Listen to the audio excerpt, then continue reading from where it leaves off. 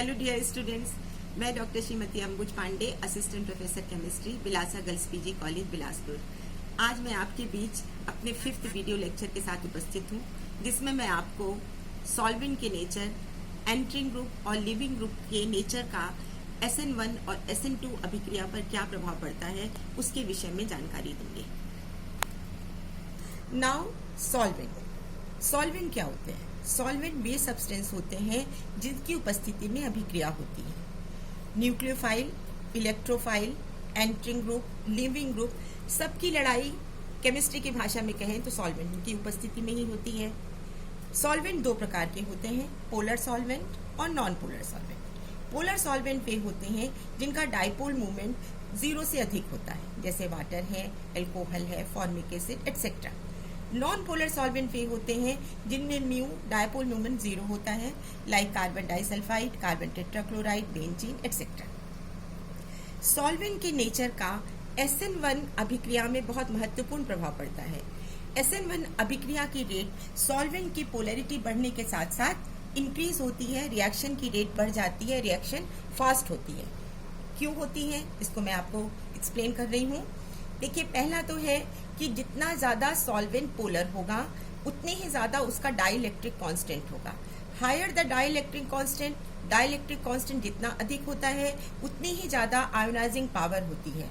Solvent की ionising power उतनी ही अधिक होती है, और जितनी ज्यादा आयोनाइजिंग पावर होगी उतनी ही आसानी से एल्किल हैलाइड जो सबस्ट्रेट है वो आयोनाइज हो जाएगा। आयोनाइज होकर वो आयोनिक स्पीशीज प्रोड्यूस करेगा। इस कारण रिएक्शन की रेट स्पीड अप हो जाएगी, फास्ट हो जाएगी, रिएक्शन की रेट बढ़ जाएगी। डिफरेंट ये सॉल्वेंट है जिनकी आयोनाइजिंग पावर इस क्रम में है। सबसे अधिक आयोनाइजिंग पावर वाटर की है और सबसे कम अल्कोहल की, एसिटिक एसिड की है। वाटर का डाइलेक्ट्रिक कांस्टेंट 81 होता है और मेथिल अल्कोहल का डाइलेक्ट्रिक कांस्टेंट 31 होता है। इस तरह से हम देख रहे हैं कि वाटर का डाइलेक्ट्रिक कांस्टेंट सबसे अधिक होने के कारण it is one of the best solvent. Solvent की पोलैरिटी बढ़ने से आयोनाइजेशन तो आसानी से होता ही है, साथ ही साथ सॉल्वेंट की पोलैरिटी बढ़ने के साथ साथ सॉल्वेशन भी आसानी से होता है। Solvolysis with water, hydrolysis of halide in polar solvent it increases the process of solvation. Solvation क्या है? देखिए, एल्किल हैलाइड का जब आयोनाइजेशन होता है तो आयोनाइजेशन से दो स्पीशीज प्रोड्यूस होती हैं, कैटायन और एनायन। हमारे पास पोलर सॉल्वेंट है, यहाँ पर वाटर हमने लिया हुआ है, तो ये जो स्पीशीज प्रोड्यूस हो रही हैं कैटायन है या फिर एनायन है, तो इनको सॉल्वेंट मॉलिक्यूल चारों तरफ से घेर लेते हैं।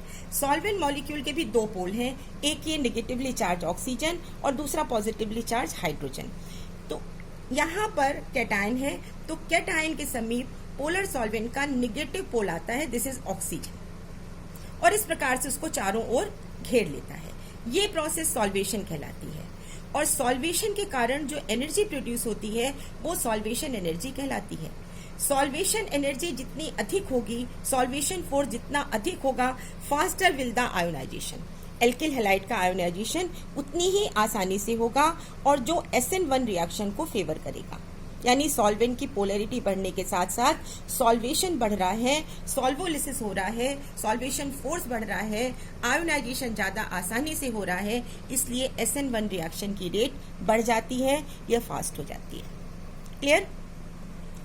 नाउ अब देखिए, इसको हम समझते हैं कि जब हम टर्शरी ब्यूटिल क्लोराइड का हाइड्रोलिसिस 100% इथेनॉल में कराते हैं तो उसकी अपेक्षा रिएक्शन की रेट जब हम हाइड्रोलिसिस 50% एक्वस इथेनॉल में कराते हैं तो this is A 30,000 time faster. हमने हाइड्रोलिसिस दो अलग अलग कंडीशन में कराया टर्शरी ब्यूटिल क्लोराइड का, एक 50% एक्वस इथेनॉल में और दूसरा 100% इथेनॉल में। तो हम देखते हैं जब हम 50% एक्वस इथेनॉल में हाइड्रोलिसिस कराते हैं तो रिएक्शन की रेट बहुत अधिक है, दिस इज 30,000 टाइम फास्टर। इसका कारण क्या है? This is due to the presence of a polar solvent like water. यहाँ पर 100% अल्कोहल है, ये भी पोलर सॉल्वेंट है, लेकिन अभी हमने आपको बताया था कि वाटर की डाइलेक्ट्रिक कांस्टेंट सबसे अधिक है, इसकी पोलैरिटी सबसे अधिक होती है, इसलिए रिएक्शन की रेट यहाँ पर बढ़ जाती है। हम इसको दूसरी तरह से भी समझ सकते हैं। देखिए, एल्किल हैलाइड सबस्ट्रेट है, दिस इज ए सबस्ट्रेट, इसके दो पोल हैं, पॉजिटिव और नेगेटिव पोल। सॉल्वेंट की उपस्थिति में, सॉल्वेंट में भी चूंकि ये पोलर सॉल्वेंट वाटर है, इसमें भी दो डाइपोल हैं, एक पॉजिटिव और दूसरा नेगेटिव। तो जब एल्किल हैलाइड सॉल्वेंट के संपर्क में आता है तो एल्किल हैलाइड सॉल्वेंट के दोनों पोल के साथ, एक नेगेटिव पोल और दूसरा पॉजिटिव पोल, इनके साथ डाइपोल डाइपोल बॉन्ड बन जाता है। हम ये कहें कि there is a force of attraction, दोनों के बीच में फोर्स ऑफ अट्रैक्शन है। ये कोवेलेंट बॉन्ड नहीं है, this is a force of attraction between two different pole. This is a negatively charge and this is a positively charge. और इस force के कारण, due to this force, dipole interaction के कारण क्या हो रहा है कि ये एल्किल हैलाइड का जो R और X के बीच का बॉन्ड है ये ज्यादा स्ट्रेच हो जाता है। It become more stretch. कैसे? पहले एल्किल हैलाइड में कार्बन और हेलोजन के बीच में जो बॉन्ड था वो पोलर सॉल्वेंट के साथ डाइपोल डाइपोल इंटरेक्शन के कारण ये ज्यादा स्ट्रेच हो जाता है, और हाईली स्ट्रेच होने के कारण ये बॉन्ड आसानी से ब्रेक हो जाता है, आयोनाइजेशन ज्यादा आसानी से होता है और SN1 रिएक्शन की रेट बढ़ जाती है, ये ज्यादा फास्ट होती है। क्लियर? अभी हमने आपको बताया कि SN1 रिएक्शन सॉल्वेंट की पोलरिटी से किस प्रकार प्रभावित होता है। SN1 अभिक्रिया की गति सॉल्वेंट की पोलरिटी बढ़ने के साथ साथ बढ़ जाती है। अब हम SN2 अभिक्रिया को देखते हैं। SN2 अभिक्रिया में substrate, this is a nucleophile, this is A alkyl halide. Solvent alkyl halide के साथ भी डाइपोल इंटरेक्शन करता है और न्यूक्लियोफाइल के साथ, चूंकि यहाँ पर इस स्पीशीज में कंप्लीट नेगेटिव चार्ज है तो इसके साथ इसमें सॉल्वेशन होता है। लेकिन जब ट्रांजिशन स्टेट बनती है तो ट्रांजिशन स्टेट में यहाँ पर चार्ज, नेगेटिव चार्ज का डिस्ट्रीब्यूशन हो गया। OH पर अब जो नेगेटिव चार्ज है इट इज पार्शियल, और X पर हैलाइड पर जो नेगेटिव चार्ज है इट इज पार्शियल, यानी पार्शियल चार्जेस आर हियर। इसलिए जो ट्रांजिशन स्टेट है उसमें सॉल्वेंट मॉलिक्यूल के साथ सॉल्वेशन के चांसेस नहीं है। Reactant get solvated with a solvent, but transition state में सॉल्वेशन की क्रिया संभव नहीं है। इसलिए ये जो ट्रांजिशन स्टेट है इसकी एनर्जी अधिक हो जाती है और जो एक्टिवेशन एनर्जी है वो भी अधिक हो जाने के कारण रिएक्शन की रेट स्लो हो जाती है। इस प्रकार SN2 अभिक्रिया में सॉल्वेंट की पोलैरिटी बढ़ने के साथ साथ अभिक्रिया की गति कम हो जाती है। क्लियर?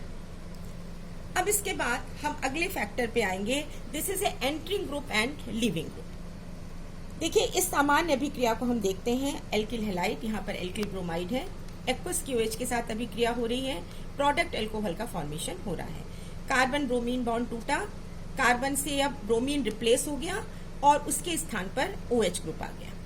ब्रोमीन यहाँ पर, this is a leaving group, Br minus, it is a leaving group, and OH minus यहाँ पर OH ग्रुप है, this is A entering group. Clear? तो दो ग्रुप है इस अभिक्रिया में, एक है लिविंग ग्रुप जो अभिक्रिया से विस्थापित हो रहा है और दूसरा है एंटरिंग ग्रुप जो अभिक्रिया के दौरान कार्बन के साथ नया बॉन्ड बना रहा है। लिविंग ग्रुप वह ग्रुप होता है जो अभिक्रिया के दौरान निकल जाता है और निकलने के बाद फिर वापस नहीं आता। निकलने के बाद वो स्टेबल बॉन्ड, स्टेबल मॉलिक्यूल बना लेता है। एंटरिंग ग्रुप वे होते हैं जिनके जो एनायंस होते हैं, जो न्यूक्लियोफाइल्स होते हैं। SN1 अभिक्रिया में एंटरिंग ग्रुप के नेचर का कोई प्रभाव नहीं पड़ता, क्योंकि जो SN1 अभिक्रिया है, SN1 अभिक्रिया दो पद में होती है और इसमें रेट डिटर्मिनिंग स्टेप, जो स्लो स्टेप है, उसमें केवल एल्किल हैलाइड का पार्टिसिपेशन होता है। न्यूक्लियोफाइल का पार्टिसिपेशन फर्स्ट स्टेप में, स्लो स्टेप में नहीं हो रहा। इसलिए न्यूक्लियोफाइल के नेचर का, उसके कंसेंट्रेशन का SN1 अभिक्रिया पर कोई प्रभाव नहीं पड़ता। एंटरिंग ग्रुप का प्रभाव SN2 अभिक्रिया पर अवश्य पड़ता है, क्योंकि इसमें ट्रांजिशन स्टेट बनती है और ट्रांजिशन स्टेट में न्यूक्लियोफाइल कार्बन के विपरीत दिशा से अटैक करता है। डिफरेंट न्यूक्लियोफाइल्स इस प्रकार से हैं, OH, OR, this is a tertiary amine. ये सारे ग्रुप हैं जिनमें, इनमें जो डोनर एटम है, ऑक्सीजन है या नाइट्रोजन है या सल्फर है या आयोडीन है, इन सब पर लोन पेयर ऑफ, एक या एक से अधिक लोन पेयर ऑफ इलेक्ट्रॉन है। So these are the nucleophiles. Nucleophiles का नेचर उनकी न्यूक्लियोफिलिसिटी पर निर्भर करता है कि वो कितनी आसानी से इलेक्ट्रॉन्स देते हैं, इलेक्ट्रॉन पेयर डोनेट करते हैं। न्यूक्लियोफाइल और बेसिस दोनों के कैरेक्टरिस्टिक समान हैं। न्यूक्लियोफाइल्स और बेसिस दोनों की विशेषताएं हैं कि इनमें जो डोनर एटम होता है उनके पास एक या एक से अधिक लोन पेयर ऑफ इलेक्ट्रॉन होते हैं जो ये रासायनिक अभिक्रिया के दौरान देने की क्षमता रखते हैं. These are the electron pair donor, both nucleophiles and the bases. Only difference is that कि बेसिस अपना इलेक्ट्रॉन पेयर केवल हाइड्रोजन को देते हैं, जबकि न्यूक्लियोफाइल अपना इलेक्ट्रॉन पेयर हाइड्रोजन के अलावा दूसरे एटम जैसे कार्बन को दे सकते हैं. This is the basic difference between nucleophile and basis. इसके साथ ही साथ जो न्यूक्लियोफाइल है वो स्टेरिक इन्फ्लुएंस से प्रभावित होते हैं, जबकि बेसिस की बेसिसिटी स्टेरिक इन्फ्लुएंस से प्रभावित नहीं होती. बेसिसिटी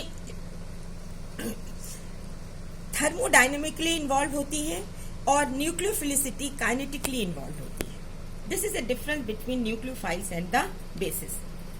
न्यूक्लियोफाइल हो या बेस हो, दोनों में जो डोनर एटम होता है, डोनर एटम का साइज जितना बड़ा होता है, साइज बड़ा होने से इलेक्ट्रॉन्स और न्यूक्लियस के बीच का गैप बढ़ जाता है, डिस्टेंस बढ़ जाता है. न्यूक्लियस और पेरिफेरल जो इलेक्ट्रॉन्स होते हैं उनके बीच की दूरी बढ़ जाती है. बीच की दूरी बढ़ने की स्थिति में इलेक्ट्रॉन और न्यूक्लियस के बीच का अट्रैक्शन कम होने की स्थिति में जो डोनर एटम है वो अपना इलेक्ट्रॉन पेयर आसानी से डोनेट कर सकता है. साथ ही साथ अगर डोनर एटम की इलेक्ट्रोनेगेटिविटी अधिक है, जैसे हम यहाँ पे देख रहे हैं iodine, bromine, chlorine and fluorine. यहाँ पर फ्लोरीन तो रिएक्शन का इसमें पार्टिसिपेशन इसका नहीं होता. अगर हम आयोडीन से क्लोरीन की तरफ हम जाएं तो इलेक्ट्रोनेगेटिविटी जैसे जैसे बढ़ती है वैसे वैसे न्यूक्लियस और पेरिफेरल इलेक्ट्रॉन्स के बीच का अट्रैक्शन बढ़ने लगता है, बढ़ जाता है, और उस स्थिति में इलेक्ट्रॉन रिलीज करना या इलेक्ट्रॉन डोनेट करने की क्षमता कम हो जाती है. तो यहाँ पर हम देख रहे हैं आयोडीन और फ्लोरीन में फ्लोरीन का साइज छोटा है, इसका साइज बड़ा है. फ्लोरीन की इलेक्ट्रोनेगेटिविटी ज्यादा है और आयोडीन की इलेक्ट्रोनेगेटिविटी कम है. आयोडीन का साइज बड़ा होने से इसकी सॉल्वेशन एनर्जी भी कम हो जाती है और फ्लोरीन का साइज बड़ा होने से इसकी सॉल्वेशन एनर्जी भी बढ़ जाती है. तो इन फैक्टर से एटम का साइज बड़ा होना, सॉल्वेशन एनर्जी के कम होना, साथ ही साथ इलेक्ट्रोनेगेटिविटी का भी कम होना, इन सारे फैक्टर के कारण इसकी पोलराइजेबिलिटी बढ़ जाती है, जबकि फ्लोराइड आयन के कारण पोलराइजेबिलिटी कम हो जाती है. तो ये वे स्पीशीज जिनकी पोलराइजेबिलिटी अधिक है क्योंकि इनके एटम का साइज बड़ा है, इनकी इलेक्ट्रोनेगेटिविटी कम है, सॉल्वेशन एनर्जी कम है, तो they are the soft basis.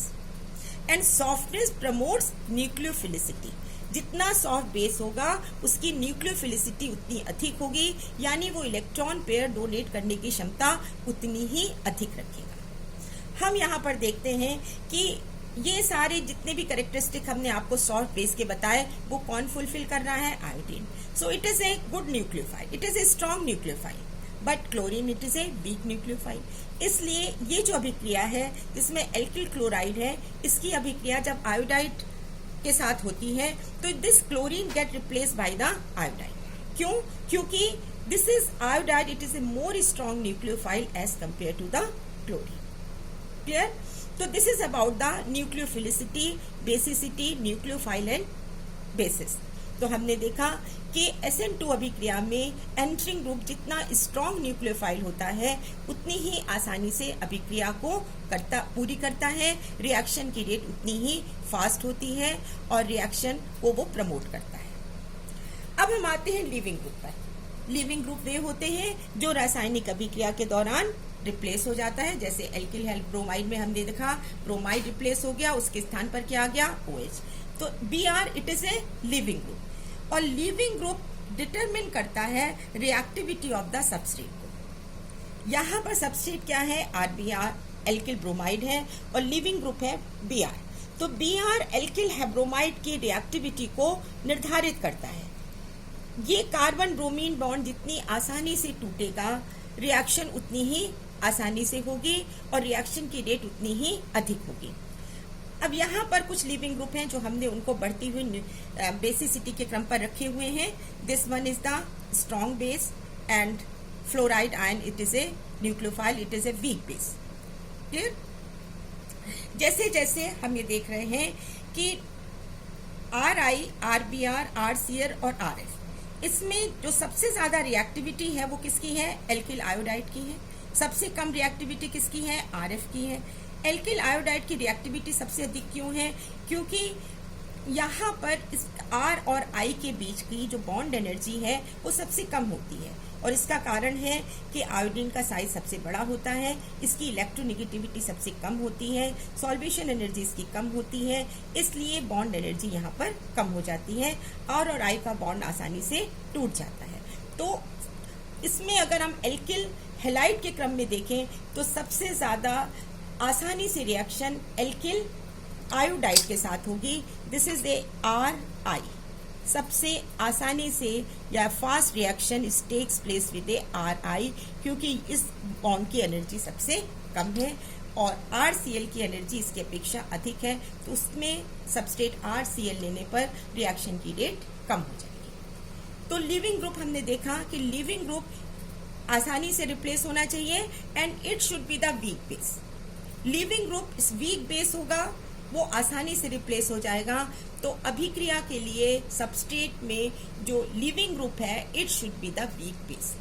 Weak base होने की स्थिति में SN2 रिएक्शन की रेट प्रमोट होती है, रिएक्शन की रेट इंक्रीज हो जाती है और रिएक्शन आसानी से होती है। इस प्रकार हमने भी आपको दो फैक्टर्स बताए जो SN1 और SN2 रिएक्शन की रेट को प्रभावित करते हैं। Clear to all of you? चलिए स्टूडेंट्स, हम लोगों ने इस चैप्टर को पूरा पढ़ लिया। अब मैं आपसे पूछती हूँ कि what is the difference between SN1 and SN2 reaction. अब आप बताइए। पहला अंतर ये है कि SN1 अभिक्रिया यूनिमॉलिक्यूलर होती है और SN2 अभिक्रिया बाइमॉलिक्यूलर होती है। दूसरा डिफरेंस ये है कि SN1 अभिक्रिया फर्स्ट ऑर्डर होती है और SN2 अभिक्रिया सेकेंड ऑर्डर होती है। तीसरा अंतर है SN1 अभिक्रिया 2 स्टेप्स में होती है जबकि SN2 अभिक्रिया सिंगल स्टेप होती है। चौथा डिफरेंस, SN1 अभिक्रिया में इंटरमीडिएट कार्बोकैटायन बनते हैं जबकि SN2 अभिक्रिया में इंटरमीडिएट ट्रांजिशन स्टेट का फॉर्मेशन होता है। अगला डिफरेंस, SN1 अभिक्रिया में रेसिमाइजेशन होता है। क्योंकि कार्बोकैटायन बनता है इसलिए रेसिमाइजेशन होता है, लेकिन वो ऑप्टिकली एक्टिव हैलाइड के साथ होता है और रेसिमाइजेशन कभी 100% नहीं होता। जबकि SN2 अभिक्रिया में वाल्डन इन्वर्शन होता है। नेक्स्ट, SN1 अभिक्रिया में there is a rearrangement takes place जबकि SN2 अभिक्रिया में रीअरेंजमेंट नहीं होता।